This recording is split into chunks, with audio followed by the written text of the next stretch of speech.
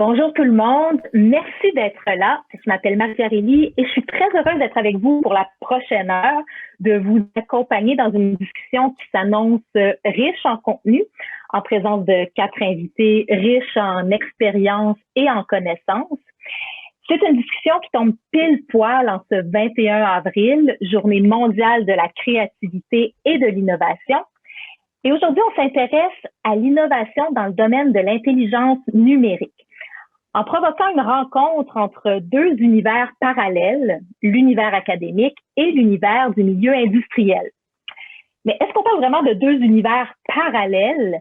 Parce que les ponts entre ces deux univers-là sont quand même assez nombreux et surtout précieux. En physique, selon certaines théories, les univers parallèles pourraient être reliés par des trous de verre. Alors aujourd'hui, on va en emprunter beaucoup des trous de verre intellectuels pour explorer les enjeux et les tactiques pour des collaborations innovantes réussies. Et on va le faire en compagnie donc de nos 4 panélistes. Tout d'abord, Narges Boufaden, pionnière dans le domaine du traitement du langage naturel. Elle a fait la transition entre le monde universitaire et la direction de son entreprise, Keytext, une plateforme d'analyse de rétroaction client centrée sur l'intelligence artificielle pour aider les compagnies à améliorer leur expérience client. Comme pour tous les autres panélistes, bonjour Narges, je résume en très peu de mots un CV passablement garni, mais on va avoir l'occasion de découvrir plus en détail qui vous êtes et ce que vous faites au fil de la discussion. Patrick Cohandet, professeur au département d'affaires internationales de HEC Montréal. Il est également co-directeur du Centre de recherche Mosaïque et co-éditeur de la revue Management International. Bonjour. Bonjour. Jacques Deguise, professeur au département de génie des systèmes de l'École de technologie supérieure et au département de chirurgie de la Faculté de médecine de l'Université de Montréal. Il est le directeur fondateur du laboratoire de recherche en imagerie et orthopédie. Bonjour. Bonjour. Et Jean-Simon Venn, cofondateur et chef de la technologie chez Brainbox AI. Il se spécialise dans la conversion rapide et efficace des innovations technologiques en applications commerciales pour rendre les bâtiments plus autonomes. Bonjour à vous. Bonjour. Bonjour. Alors, tout au long de la discussion, ceux qui nous écoutent présentement, je vous invite à faire parvenir vos questions. On va essayer de se garder un peu de temps à la fin pour y répondre. Alors, sans plus tarder, on y va. On aimerait vous entendre tous les 4 sur la collaboration université-entreprise. Comment est-ce que vous résumeriez l'état des lieux, chacun de votre point de vue particulier, pour nous aider peut-être à saisir un peu mieux aussi ce que vous faites, pourquoi vous le faites, dans quel contexte vous le faites. Disons tout ça en 2 minutes chacun. C'est un défi de concision. Alors, on peut peut-être commencer avec la vision d'un point de vue académique avec Jacques Deguise. Oui, certainement, mais bonjour.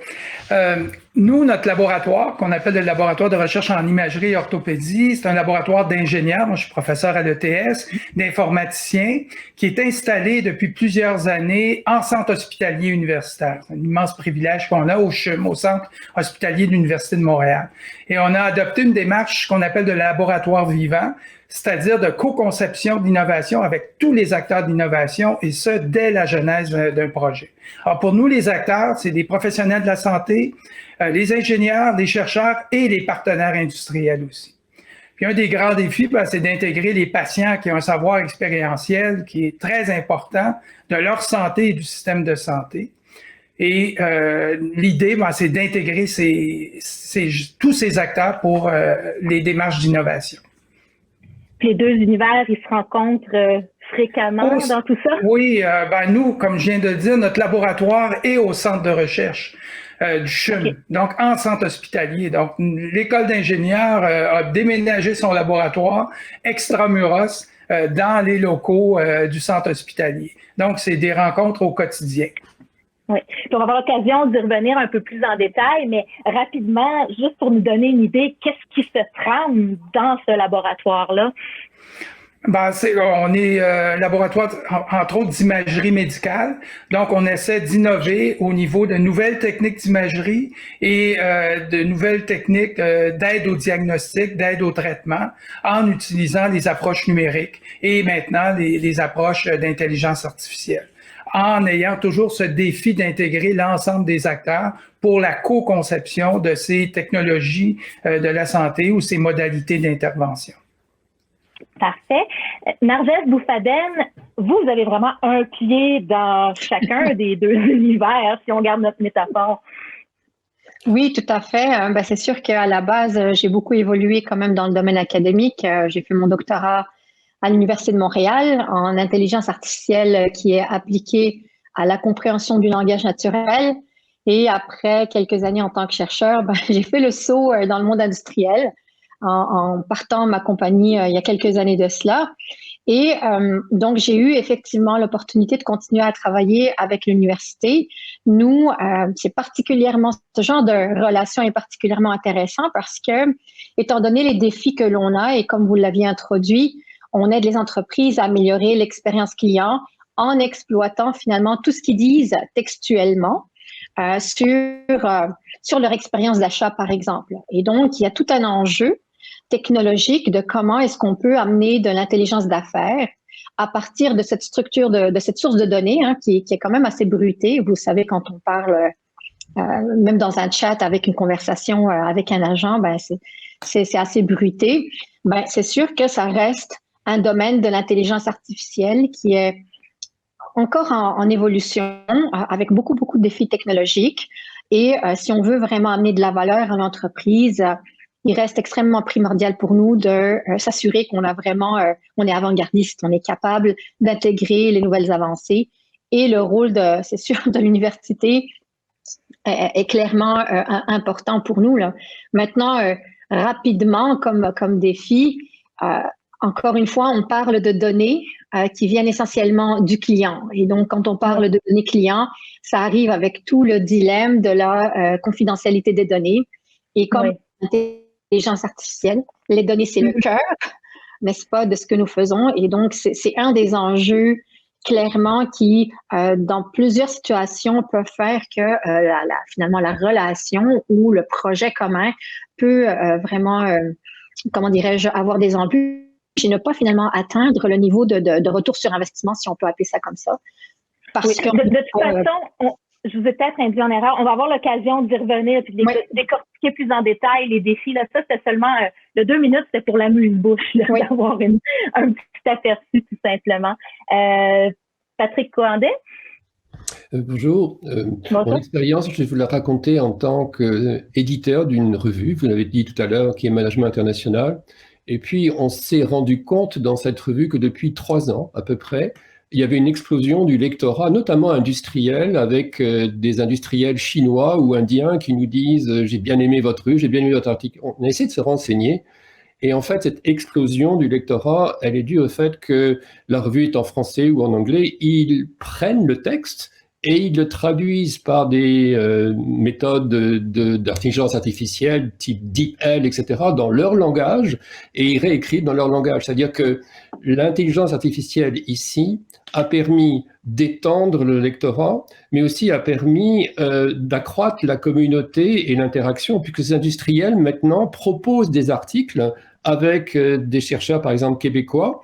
Et c'est pareil, ils échangent entre eux à travers, non pas l'anglais, l'anglais sera la langue finale en quelque sorte du papier, mais toute la co-création, elle est faite avec des échanges d'intelligence artificielle dus à des traducteurs automatiques. Et donc, ça change complètement à la fois la revue, son audience et l'intelligence collective qui s'empare de ce domaine sur lequel on travaille. Parfait. Là encore, on va creuser plus en détail dans quelques instants. Et finalement, Jean-Simon Venn, bonjour. Bonjour. Ben oui, écoutez, laissez-moi d'abord vous tracer un peu un portrait dans quel zoo on navigue chez BrainBox AI. On vient combiner l'intelligence artificielle au niveau de l'apprentissage profond avec les techniques de recherche opérationnelle afin de créer un système autonome qui vient optimiser les opérations des édifices commerciaux. Alors, pensez évidemment à aéroports, mais pensez à tours à bureaux, écoles, universités, hôtels, etc. Tout ce qui est pas résidentiel, dans le fond. Donc, on pense par exemple au chauffage, à la climatisation. Exactement. Exactement. Donc, évidemment, l'opportunité la plus intéressante, c'est où la majorité de l'énergie va dans ces édifices-là. C'est tout ce qui est la chauffage, climatisation, ventilation, qui vient chercher la part du lion là, de l'énergie consommée par ces édifices-là. Mais on ne vient pas juste s'attaquer à cette partie-là, on vient vraiment chercher un multi-objectif au niveau de l'optimisation. Donc, on veut, oui, réduire la quantité d'énergie, mais on demande aussi est-ce qu'on peut augmenter la durée de vie des équipements qui sont en opération dans cet édifice là et aussi augmenter le confort, donc régler les problèmes de confort. C'est vraiment du multi-objectif et de l'optimisation à plusieurs niveaux. Puis si on a réussi à mettre au point cette technologie-là, ben, puis tu sais, je veux vraiment donner le crédit là, à Ivado, c'est en grande partie grâce à cet assemblage-là d'expertise qui a été fait au fil des ans à travers le parapluie de Ivado, puis qui nous a donné l'idée. On a regardé comment Ivado fonctionnait, puis évidemment, on est devenu membre, puis on a commencé à travailler avec eux, mais on a vu la force de l'écosystème, puis on s'est dit, attends un instant, et si on construisait BrainBox un peu sur cette même forme d'écosystème-là, et là, on va chercher l'expertise vraiment au niveau des universités, puis on vient construire la technologie en impartissant certains morceaux aux différentes universités. Alors, on s'est retrouvé comme ça à bâtir des ententes de recherche, non seulement avec Polytechnique puis McGill, mais on est allé encore beaucoup plus loin que ça. On était chercher ETS, Concordia. On a même ajouté un laboratoire de recherche américain sous le département d'énergie des États-Unis. Puis là, tout récemment, on vient de rajouter l'Université de Colombie-Britannique et on est en voie là, de rajouter l'Université de Berkeley en Californie. Donc, on continue à étendre cette espèce de tentacule-là pour aller chercher le maximum de force. Puis c'est vraiment cette espèce de mélange d'expertise-là qui vient créer un produit fini, je pense, beaucoup plus puissant que quand on travaille en vase clos. Fait que ça vient chercher vraiment l'idée d'écosystème ici, puis ça accélère énormément là, le développement. Bref, on comprend tout de suite qu'on est loin de parler là, de nos deux univers sont pas hermétiques l'un par rapport à l'autre, là, des trous de verre qui relient les deux. On commence déjà à détecter plusieurs. On pourrait peut-être plus parler d'univers complémentaires plutôt que d'univers parallèles. Mais si on creuse un petit peu la question, justement, là, en développant, là, il y a un peu moins un défi de concision ici. Ce serait quoi les plus gros défis à relever si on veut mieux collaborer pour renforcer l'intelligence numérique au Québec? Jean-Simon Venn, on imagine que la vision d'un ingénieur mécanique qui travaille avec du tangible, du concret, et la vision d'un informaticien qui est peut-être plus confortable dans un univers de données, ça doit être assez difficile à concilier alors qu'on imagine que les deux sont essentiels dans votre domaine? Oui, puis c'est encore plus compliqué que ce que vous venez de dire, puis c'est une introduction. Et écoutez, au début, on s'est dit, bah, ça va être l'application des technologies d'intelligence artificielle qui vont être compliquées, puis finalement, non. Oui, ça a été très, très, très compliqué, puis ça a demandé beaucoup, beaucoup d'ajustements. C'est de faire travailler ensemble un ingénieur mécanique qui est habitué de travailler avec des pompes, avec des bouilloires, avec des systèmes de réfrigération, qui connaît très bien ce domaine-là, de faire travailler cette personne-là avec un ingénieur en informatique qui, lui, n'a jamais vu une bouilloire, n'a jamais vu une pompe, absolument aucun intérêt pour la chose, et que cet ingénieur informatique-là vienne comprendre comment on s'interface sur une pompe, ben c'est pas la même chose que sur un téléphone intelligent du tout.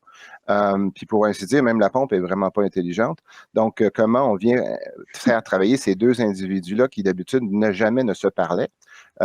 Et là, vous rajoutez un docteur en mathématiques qui, lui, veut juste faire des réseaux neuronaux, qui n'a aucun intérêt pour la pompe non plus, qui n'en a jamais vu une, puis qui ne voit pas pourquoi il s'intéresserait à une pompe. Il dit, donnez-moi des données, je vais vous faire votre modèle, mais ça ne m'intéresse pas d'en savoir plus. Et là, on vient faire travailler ces gens-là. Puis vous imaginez l'ingénieur mécanique, quand lui, on lui montre la formule de ce que c'est un réseau neuronal au niveau mathématique, il regarde ça puis il dit « Ah, c'est ça, c'est pas ça que j'avais en tête, dites-moi puis comment ça fonctionne. » Alors, et là, évidemment, vous avez un ingénieur mécanique qui doit apprendre à faire du Python pour pouvoir coder. Vous avez un docteur en mathématiques qui doit comprendre qu'est-ce que c'est la thermodynamique. Et c'est des défis énormes parce que ces gens-là doivent apprendre à travailler entre eux, d'apprendre le domaine de leurs collègues, puis de pouvoir travailler sur l'ensemble de l'œuvre. Parce qu'on a vraiment besoin des trois, là, sinon ça fonctionne pas ce que vous faites. Ouais. C'est un défi, Okay. un gros défi. On pourrait presque dire qu'ils parlent des langages différents, c'est presque un défi de traduction. Complètement différent. Ça fait des réunions qui sont des fois un peu hermétiques, où il faut défaire les murs un peu. OK. Puis peut-être nous donner un aperçu, justement, parce que là, on a trop envie de savoir. Ça a presque l'air impossible de concilier tout ça, mais on devine que si vous êtes là aujourd'hui pour en parler avec nous, c'est qu'on y arrive. Comment? Oui, on y arrive absolument. Puis c'est de transmettre la passion, hein? La passion de dire, ben, regardez, la pompe, elle fonctionne comme ça aujourd'hui, mais si on lui mettait un peu plus d'intelligence sur la façon qu'on contrôle la pompe, voici ce que la pompe pourrait faire. Alors là, tout d'un coup, l'ingénieur mécanique devient très intéressé à savoir comment on peut améliorer la performance de la pompe. Et le docteur en mathématiques, lui, est fasciné de voir que sa formule vient améliorer la performance de la pompe, ce qui fait que la pompe consomme moins d'énergie, ce qui fait qu'on va sauver la planète. Donc là, tout d'un coup, ça devient très, très concret que la formule mathématique vient sauver la planète. Alors là, ça devient un échange de passion. Là, tout le monde se met à travailler très, très bien ensemble. Oui. Vous en avez glissé un mot, ça doit être quand même fort utile dans ce contexte-là d'avoir, justement, je ne sais pas comment on appelle ça, une communauté de collaboration, un genre d'écosystème qui favorise tout ça. Est-ce qu'au Québec, disons, par rapport à ce qui se fait à l'étranger, on est en avance, en retard ou on est pas mal là où il faut être? Oui, on n'est pas en avance. Je pense qu'on est très en avance au niveau tout ce qui est recherche académique, puis on est un des plaques tournantes au monde, c'est très clair à ce niveau-là, particulièrement dans ce qui est tout l'amalgame de recherche opérationnelle puis d'apprentissage profond, ça c'est très clair.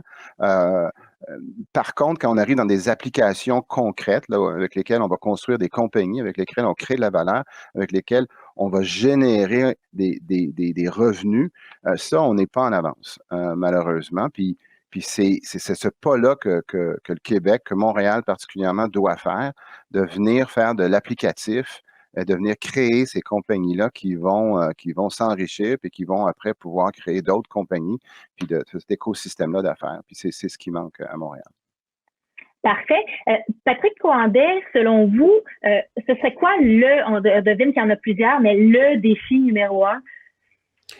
Mais je crois que c'est lié, en fait, l'intelligence numérique collaborative, ça suppose que tout le monde ait accès à l'information et aux plateformes numériques. Et l'un des problèmes majeurs qu'en tant qu'économiste, on voit, c'est le problème de ce qu'on appelle le digital divide, en français, la fracture numérique. C'est-à-dire que certaines communautés ou certaines populations n'ont pas accès aux plateformes d'intelligence numérique. Or, très, très clairement, l'intelligence numérique, c'est une démocratisation des idées, c'est la volonté de vouloir agir ensemble, c'est la volonté de faire évoluer les idées ensemble. Si on laisse des communautés de côté, ça ne marche pas bien. On l'a vu, par exemple, dans le cas de la Covid, il y a des tas de communautés de personnes âgées, des tas de communautés, mais loin des grands centres urbains qui sont très connectés, qui ont eu beaucoup de difficultés à avoir à la fois les informations, à coordonner les actions locales. Et donc, il me semble que l'un des principaux problèmes donc, de l'évolution de la collaboration numérique, c'est évidemment le problème de résoudre le digital divide, de faire en sorte que les gens soient vraiment connectés. Mm-hmm. Puis encore, je pense qu'il y a peut-être, est-ce que c'est une idée préconçue, je ne sais pas, mais la présence physique, on est encore très attaché à ça. Oui, alors l'autre point qui est important, c'est que autant une communauté donnée, dans un domaine donné, je sais pas, les infirmières, les chirurgiens, les économistes, ça fonctionne très bien online. Autant quand on veut faire interagir plusieurs communautés, on a besoin de lieux physiques. Et le lieu physique, donc le numérique, va supposer qu'il y a aussi des lieux physiques pour que les communautés interagissent. Je vais juste prendre un exemple. On voit aujourd'hui l'importance que jouent les pharmacies. La pharmacie est un lieu où les personnes âgées ont confiance, où vont pouvoir interagir évidemment les gens qui fournissent les vaccins, les assureurs. Aujourd'hui, on voit que ce lieu-là est devenu un lieu d'interaction, je peux dire magique, mais en tout cas très, très stratégique dans la coordination sociale. Donc oui, l'interaction des lieux Et des espaces virtuels est une chose très, très importante. Ne pas oublier que le lieu est important. Oui. Narges, l'innovation, ça vient souvent ou même peut-être nécessairement avec la prise de risque. Est-ce que vous diriez que la tolérance au risque diffère entre les milieux académiques et industriels?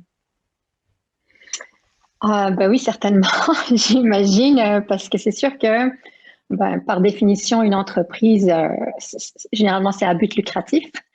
Donc, à partir du moment qu'il y a des objectifs avec notamment des revenus, et essentiellement des revenus, très souvent, donc on essaye toujours d'optimiser l'atteinte de ces objectifs, mais avec une gestion de risque quand même élevée, avec des degrés de risque, je dirais, qui dépendent qui peuvent différer. Le risque sur les données, par exemple, n'est pas le risque sur essayer et rater une expérience, par exemple, etc. Donc, oui, je pense que, encore une fois, c'est un alignement d'objectifs. Donc, pour la compagnie, c'est atteindre un objectif, d'améliorer son service par rapport au client, d'améliorer sa compétitivité. Donc, au bout de la ligne, ça reste un objectif compétitif. Pour l'université, ça serait probablement, pour l'avoir vécu par le passé, beaucoup un objectif d'innovation. Donc, OK, dans cet espace-là, on veut amener une solution, mais dans un statut d'universitaire, il y a comme un devoir quand même d'aller chercher l'aspect novateur, l'aspect le plus récent, parce que c'est vraiment le lieu par définition où les choses en majorité se passent, traditionnellement du moins.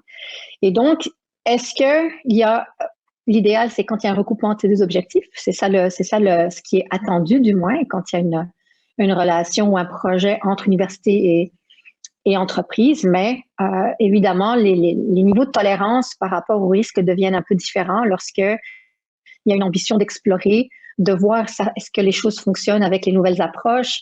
Quand, par exemple, une entreprise pourrait clairement être en attente, finalement, d'avoir quelque chose avec un bon retour sur investissement, tout en incluant l'innovation.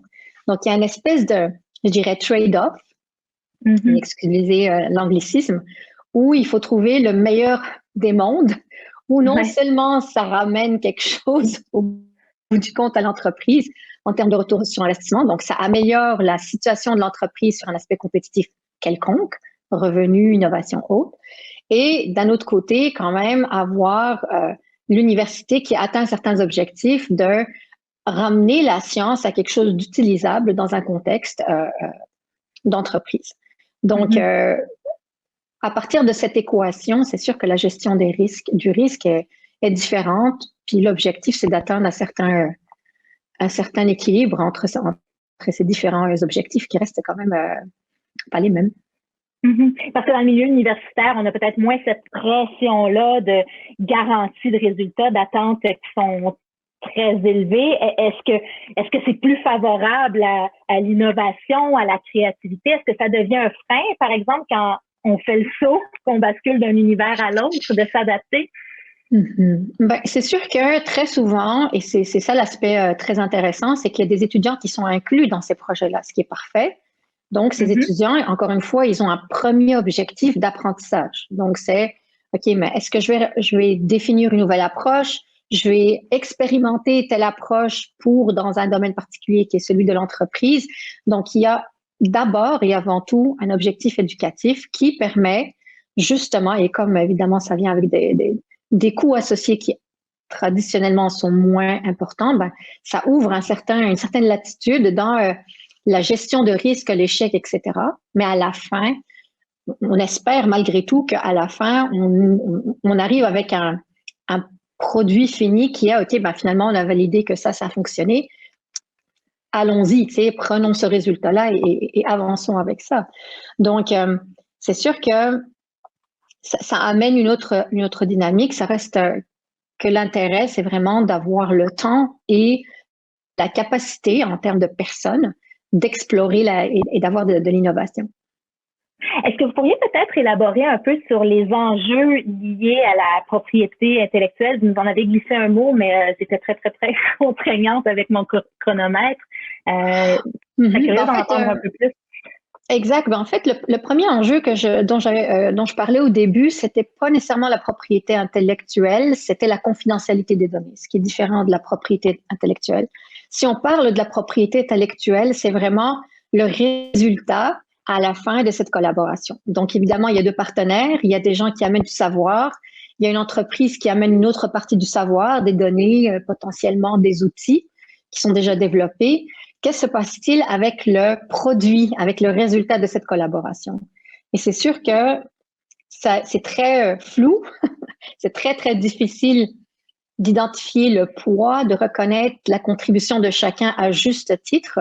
Et ça peut devenir un enjeu pour l'entreprise à partir du moment que ça ne s'aligne pas avec, par exemple, un modèle d'affaires, avec carrément la commercialisation de ce nouveau, de cette innovation-là. Donc oui, la propriété intellectuelle pour le savoir et l'avoir déjà observé, c'est un enjeu parce que c'est deux réalités différentes qui évaluent un potentiel d'une innovation de manière différente aussi.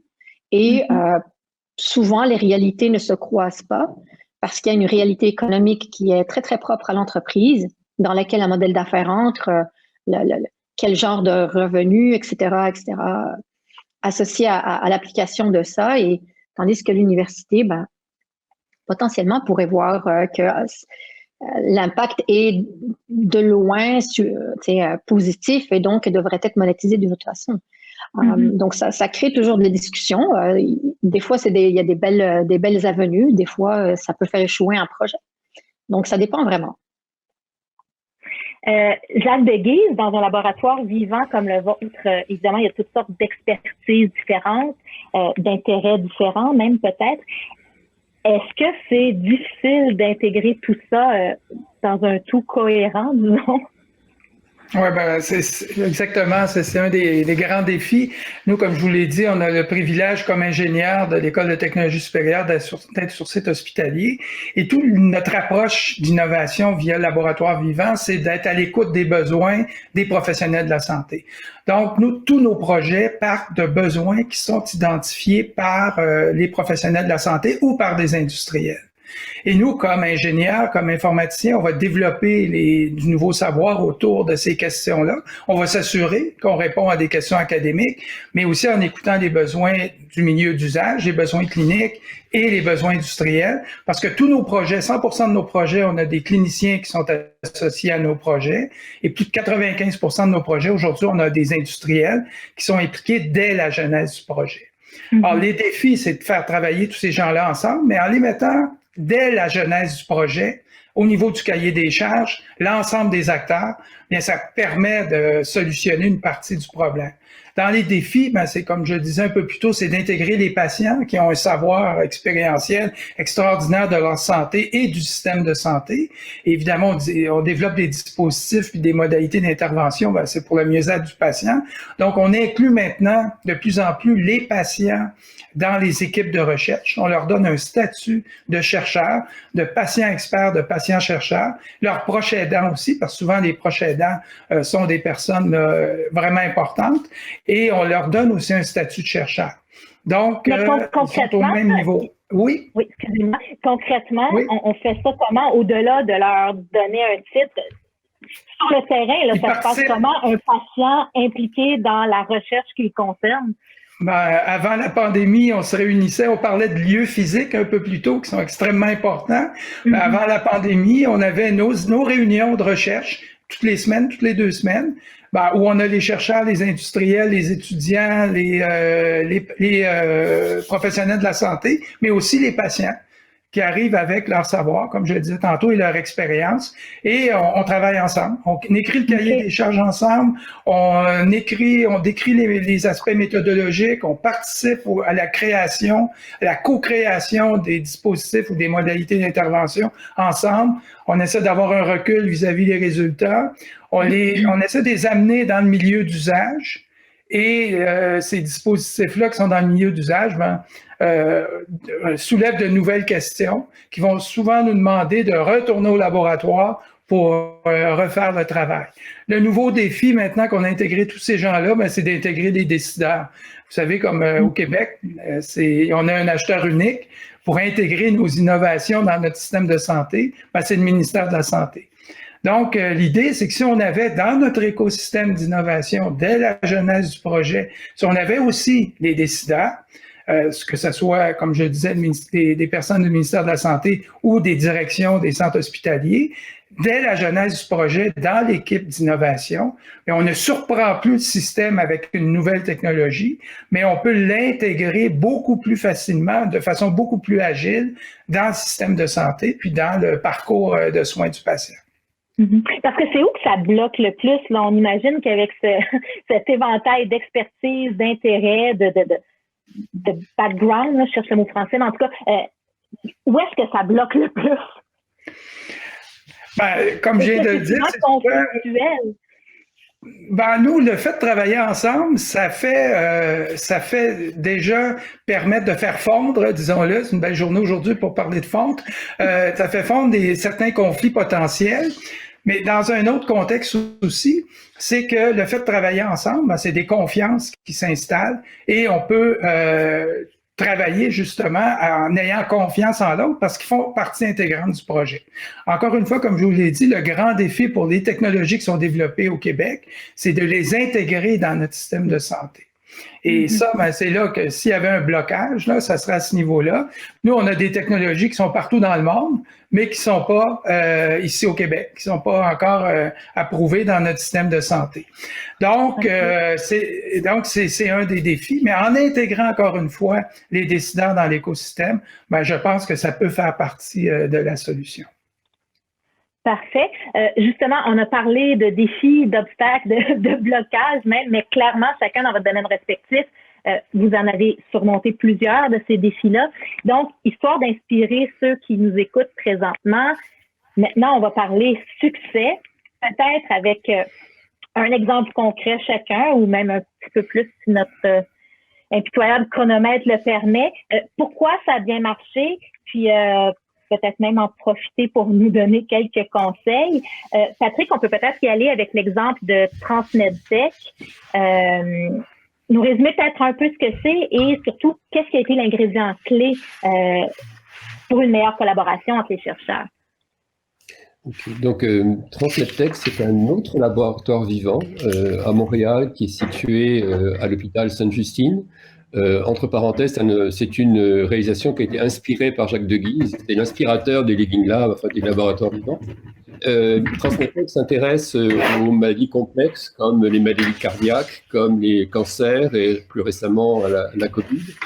Et évidemment, l'idée de TransMedTech en tant que laboratoire vivant, c'est de faire des échanges entre le monde scientifique, qu'ils appellent le paysage des possibles, et le monde industriel, enfin médical, le paysage donc des problèmes, et de coupler donc ces deux mondes en faisant interagir des patients, des cliniciens, des chercheurs, des industriels, etc. L'exemple que je voudrais prendre de laboratoire vivant qui me semble intéressant, c'est un exemple qu'on a travaillé avec mes collègues de TransMedTech, c'est le cas du cancer de la peau. Le cancer de la peau, c'est une maladie qui emporte environ 1500 personnes au Canada chaque année. Et c'est une maladie où on rencontre un problème majeur qui est le problème du délai du traitement. Si on a un petit problème de peau, il faut aller voir d'abord un généraliste, puis ensuite il vous envoie chez un dermato, puis le dermato chez un radiologue, puis le radiologue à nouveau chez le dermato, puis le dermato s'il y a un problème chez l'oncologue, etc. La durée, c'est à peu près entre 9 mois et 1 an, qui est une durée un peu, entre guillemets, dramatique pour quelques personnes pour lesquelles, évidemment, ce traitement est trop long. Ce qui a été réalisé, c'est à l'hôpital de Laval, un Living Lab avec à nouveau des patients, des chirurgiens, des industriels, a mis au point en fait une espèce de caméra qui, avec l'intelligence artificielle, a emmagasiné des tas d'images de traitements qui ont été réalisés. Et cette caméra permet donc au stade pilote, théoriquement, de pouvoir immédiatement, pour un généraliste, voir qu'il y a un cas très grave et transférer immédiatement à l'oncologue. Le temps peut passer de 1 an à quelque chose comme 90 jours entre le moment où le patient irait voir l'oncologue. On voit l'importance ici à la fois de l'intelligence artificielle, du fait qu'on a travaillé en Living Lab avec toutes les parties prenantes. Maintenant, le problème, c'est évidemment de passer au stade d'acceptation. Et passer au stade d'acceptation, c'est un stade qui est difficile parce que de nouveaux défis sont devant les initiateurs. Les défis sont les suivants. Évidemment, cette nouvelle solution qu'apporte l'intelligence artificielle, en l'occurrence, remet en question, d'une certaine manière, les compétences des radiologues, les compétences des dermatos, les compétences des pharmaciens, les compétences des oncologues. On est obligé de revoir les compétences, et donc ça, c'est un premier problème qui est majeur. Et puis le deuxième problème qui est majeur, c'est évidemment l'acceptation par la réglementation, par les assureurs, par l'État, de ce type-là. Et donc, je pense que c'est un exemple qui est intéressant, qui montre bien la puissance de l'intelligence collective à travers le Living Lab qui a mis au point cette solution, et puis le défi de passer à l'état d'application pour recomposer en quelque sorte les compétences, accepter la rediscussion des compétences de chacune des spécialités, et également évidemment accepter le fait que quelque part le régulateur public va devoir statuer en disant oui, c'est acceptable ou c'est pas acceptable. Et donc je pense que c'est un cas qui est assez emblématique de la puissance aujourd'hui du digital collectif, mais également des défis qui sont proposés. Est-ce qu'en dessous de ça, il y a peut-être une crainte que l'intelligence numérique artificielle, appelons-la comme on veut, remplace des intelligences humaines? Est-ce que c'est une crainte qui est justifiée? Non, c'est pas remplacer. C'est, je pense, accepter de changer un peu ses compétences, de changer un peu les métiers. C'est clair. Par exemple? Le métier de l'infirmière va changer avec l'intelligence artificielle. Il faut aussi préparer. Le métier du radiologue, en l'occurrence, le radiologue est indispensable, mais il n'a plus la même prescription, autorité, etc. Donc, il y a beaucoup de choses qui doivent changer. Je pense que j'ai la conviction que l'un des problèmes, justement, de l'intelligence artificielle ou du numérique en général, c'est l'acceptation par les différentes communautés de rechanger leur manière de fonctionner. Ben, justement, Jacques Deguise, on évoque votre Living Lab depuis tantôt. On en fait l'occasion d'en savoir un peu plus. Et justement, en radiologie, je crois que dans votre cas, l'intelligence artificielle a été déterminante. Oui, tout à fait. Nous, on travaille depuis plus de 20 ans maintenant avec les chirurgiens, par exemple, de l'hôpital Sainte-Justine, qui s'intéressent à une déformation de la colonne vertébrale qu'on retrouve surtout chez des enfants et en majorité chez des jeunes filles, on ne sait pas pourquoi. Au niveau de leur poussée de croissance, elles vont développer une scoliose, donc une déformation importante de la colonne vertébrale. Et cette déviation-là, elle est diagnostiquée d'une façon classique sur une radiographie de dos ou de face. Et c'est sûr que la déformation la plus spectaculaire apparaît sur cette radiographie de face. Elle n'est plus droite comme une cravate, là, mais la colonne vertébrale peut former un S, comme la scoliose. Mais la colonne vertébrale est une structure en 3 dimensions. Donc, si elle est déformée dans un plan, c'est qu'elle est déformée en 3 dimensions. Donc, depuis plusieurs années, on a développé une technologie pionnière avec les gens de Polytechnique, avec des chercheurs de Sainte-Justine et en France, avec une entreprise française et avec une école française et un hôpital aussi à Paris, pédiatrique. Et on a développé une technique qui permet de prendre à partir de 2 radiographies seulement, en face et profil, on va chercher la 3 dimensions. On va chercher les 3 dimensions par stéréoradiographie. Et au cours des années, on a développé une méthode assistée par ordinateur où on utilise la vision par ordinateur, des modèles statistiques et où on demande à un expert de venir identifier sur chacune des radiographies quelques points de repère le long de la colonne vertébrale, dans la vue de face, dans la vue de profil. Et là, il y a des algorithmes statistiques, il y a des algorithmes de modélisation de vision par ordinateur qui vont aller chercher cette première information-là, qui vont analyser les radiographies et qui vont proposer un modèle 3D qui sera pas parfait. Et on va encore demander à un technicien de travailler de façon très méticuleuse pour aller corriger la première proposition qui est proposée, là, qui est donnée par les modèles numériques. Alors ça peut prendre, si c'est des formations très sévères, ça peut prendre jusqu'à 10, 15, 20 minutes avec toute l'attention que ça prend pour aller chercher ce modèle 3D-là qui est important et sur lequel on va baser le diagnostic, on va baser le choix de traitement, que ce soit par corset ou par chirurgie. Donc, c'est très important d'avoir accès à une information précise.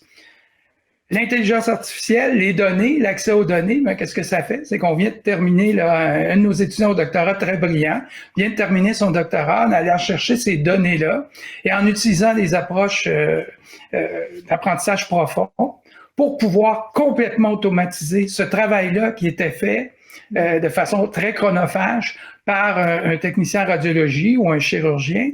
Et en quelques secondes, au lieu de 20 minutes maintenant, on a accès à cette information 3D-là. Et de façon complètement automatique, on va aller retirer de cette information 3D-là des centaines de mesures cliniques, de paramètres qui vont nous permettre d'aider au diagnostic, d'aider au choix de traitement, de faire le suivi. Et maintenant, on utilise encore des modèles basés sur l'intelligence artificielle, l'intelligence numérique, pour prédire lors d'une première visite d'une patiente, est-ce qu'elle est susceptible d'aggraver sa scoliose et donc d'être suivie de façon plus régulière, ou c'est une personne qui a peut-être une petite déviation au début, mais qui n'a pas de risque de pouvoir s'accentuer. Donc, de ne pas avoir un suivi radiographique et clinique aussi méticuleux que si on suspecte qu'il va avoir une croissance. Donc, c'est une application extrêmement intéressante là, des approches du numérique pour pouvoir aider à mieux évaluer et mieux traiter le patient, sans remplacer le radiologue ou le chirurgien. C'est qu'on lui permet de faire son travail, de poser un meilleur diagnostic, puis de s'assurer qu'il va aussi poser le meilleur geste, qu'il soit orthopédique ou chirurgical, en ayant accès à des données qui sont précises, répétables et fiables. Parce qu'un diagnostic, on préfère encore que ce soit un humain qui le fasse. Oui, tout à fait. Et c'est une aide au diagnostic. On remplace pas, on aide et puis le chirurgien, par exemple, peut passer le 20 minutes qu'il passerait à aller analyser ses radiographies, ben, il les passe avec le patient, avec la famille du patient ou de la patiente. Là, il faut que je parle au féminin dans ce cas-là. Et pour choisir le traitement, pour aviser des risques et pouvoir vraiment accompagner de façon humaine, beaucoup plus humaine un patient. Donc, il y a la machine qui permet au médecin d'être beaucoup plus humain près de son patient. Ça, même avec le développement de ces machines-là, les médecins vont pas manquer de travail de sitôt. Pas du tout, malheureusement ou heureusement. Puis en plus de permettre de gagner du temps, ça saute aux yeux, vous l'avez dit, peut-être de mieux anticiper l'évolution de la maladie. Ce serait quoi les autres avantages d'un outil comme celui-là? Ben, comme je disais, un diagnostic plus précis, plus rapide, un meilleur choix de traitement et aussi un meilleur suivi dans le temps. Et ça, c'est très, très important. Puis nous, bien, on a la chance là, d'avoir travaillé avec une entreprise dès le début du projet. Et maintenant, bien, ce système-là, bien, le système EOS, il se retrouve dans plus de 350 sites à travers le monde, dans 30 pays différents. C'est des millions de patientes là, qui ont accès à cette technologie-là aujourd'hui, qui est une technologie qu'on appelle douce aussi parce qu'elle est à très basse dose de radiographie. Et si je peux revenir sur les questions de succès, si vous me permettez très rapidement, c'est que chacun, les universitaires, les entreprises, tous les acteurs, c'est de bien comprendre nos missions. La mission universitaire, on l'a mentionné un peu plus tôt, c'est de contribuer au nouveau savoir et c'est de former du personnel hautement qualifié. C'est pas de s'enrichir avec l'innovation. Notre partenaire industriel qui est avec nous dès le début, avec qui on a pu proposer des partenariats durables, sa mission, c'est d'avoir un succès commercial. Et s'il l'a grâce à la compréhension des missions puis au travail qu'on peut faire ensemble, ben ça permet de créer, comme je viens de le dire, des partenariats. Avec EOS, ça fait plus de 20 ans qu'on travaille avec eux. Une autre entreprise, Emovi, pour la genographie, là, pour l'étude du mouvement du genou, ça fait plus de 12 ans qu'on travaille avec eux.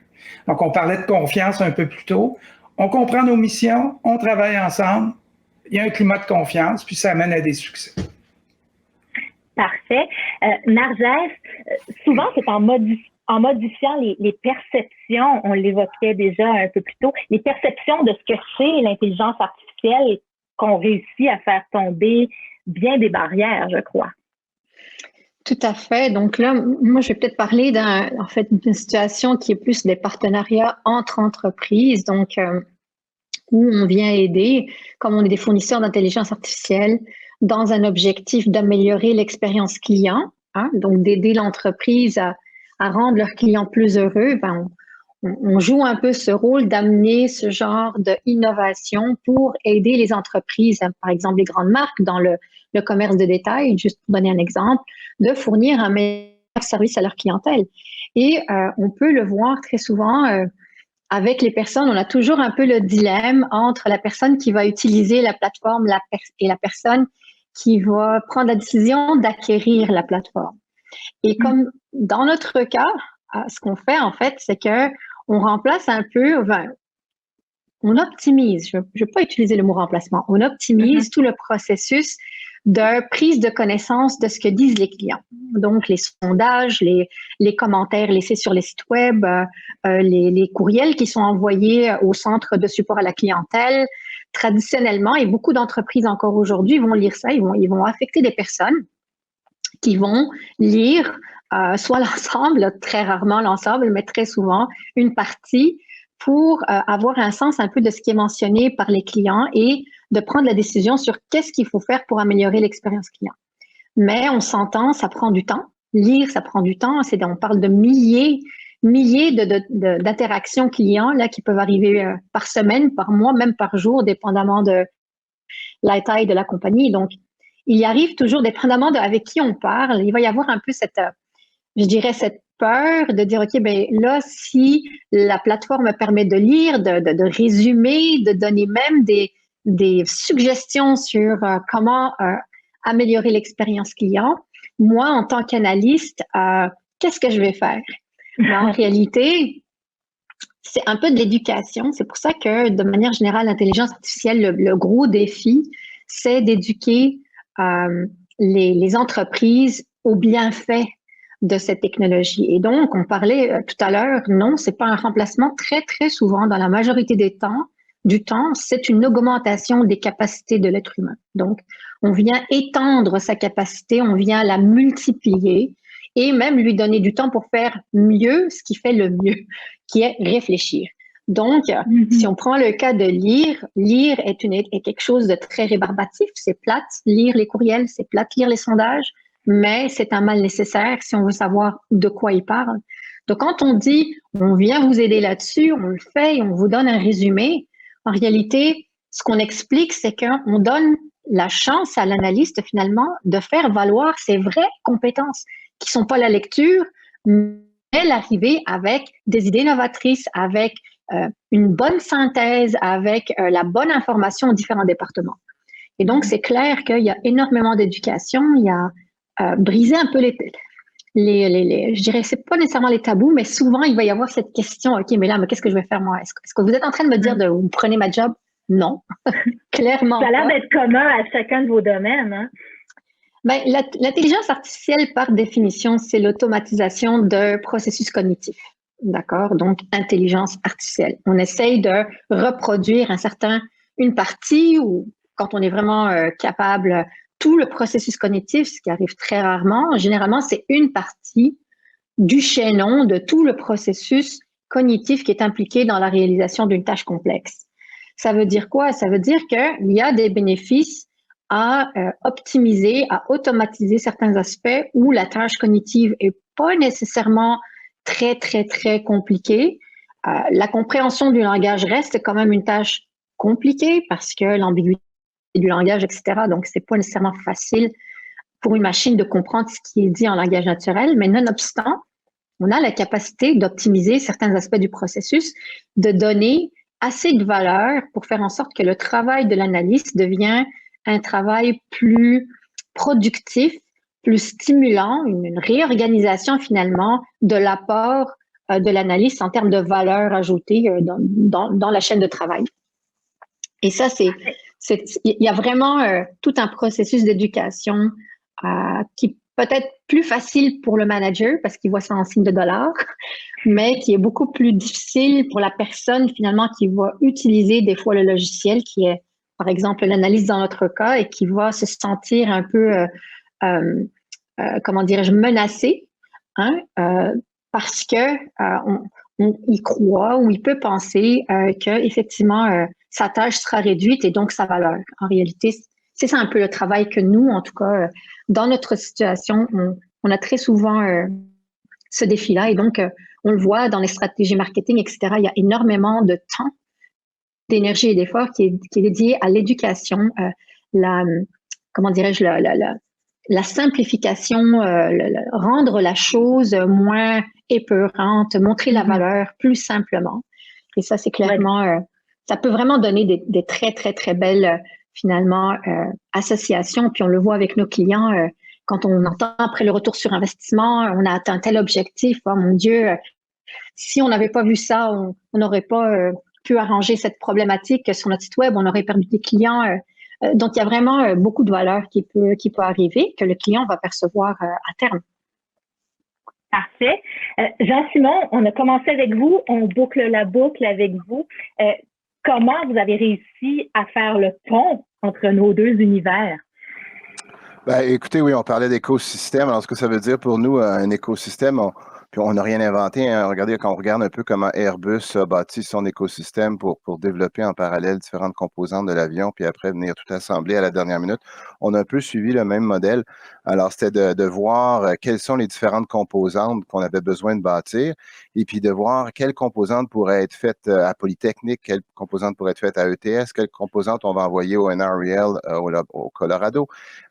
Et puis après, de coordonner. À la fin, ça devient un défi de coordination parce qu'il faut que toutes les composantes aient du succès dans leur développement, puis arrivent au bon moment pour l'assemblage final. Puis lorsque ça marche, c'est fascinant parce que là, on vient accélérer le développement technologique là, par 200, des fois 300% pour certaines composantes, que si on l'avait fait tout seul dans notre petit coin au centre-ville de Montréal. Et puis ça, ce que ça donne, c'est très, très puissant. Là. Ça nous a permis à nous d'être les premiers au monde arrivés avec cette application d'intelligence artificielle dans l'opération des édifices en temps réel. Alors, ça a été fait, on était les premiers, puis on a la ferme intention de continuer pour rester les plus avancés. Mais ce que ça donne, je vais vous donner un peu des chiffres. Là. Dans les 2 dernières années, on a déployé cette technologie-là dans 100 millions de pieds carrés à travers la planète. Puis quand je dis à travers la planète, dans 70 villes, répartis dans 17 pays, 5 continents. Et puis là, je vous dis où est-ce qu'on est rendu maintenant. On pense qu'à la fin de l'année, on devrait atteindre peut-être 150, peut-être même 200 millions de pieds carrés déployés. Alors, ce que ça voudrait dire, si on atteint ces chiffres-là, c'est qu'on aurait réussi à éliminer 850 000 tonnes de gaz à effet de serre, ce qui est l'équivalent de 170 000 voitures retirées de la route. Alors, c'est pas rien. Et puis, on fait rien que commencer parce qu'il y a des milliards de pieds carrés de disponibles qui n'attendent que la technologie. Donc, on fait juste commencer l'aventure. Mais c'est là où on voit la force de cette collaboration-là. Être les premiers, on le fait, puis on amène une valeur qui est très sonnant et trébuchant et qui vient faire un impact sur la planète. Parfait. C'est certain que les propos de nos invités ont fait germer plein de questions dans vos esprits. On en a retenu, je ne sais pas combien on va avoir le temps d'en faire. Le temps joue contre nous. Et je vous préviens, là, la conclusion et les remerciements s'annoncent un peu expéditifs et ce sera voulu parce qu'on veut laisser un maximum de place au contenu. Donc, une première question peut-être. Si vous étiez en tête du gouvernement du Québec, quel changement apporteriez-vous à notre écosystème pour maximiser les retombées sociétales de l'intelligence numérique? Qui veut répondre à ça? Nos universitaires sont en bonne position, je pense.